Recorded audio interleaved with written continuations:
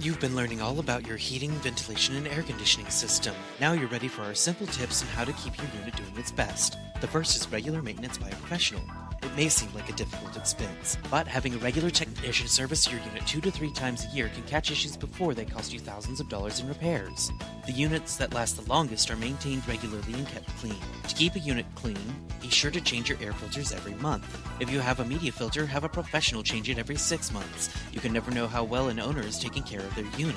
We recommend you have a professional clean and service the unit, bringing it up to manufacturer and home warranty specifications before purchasing the house. This applies to new houses too, since builders may leave filter after having painted. Finally, we recommend you get an energy report, which many cities require upon HVAC installation or replacement. This report shows the energy efficiency of your unit. Standards are always improving, so be sure the unit meets the most recent standards.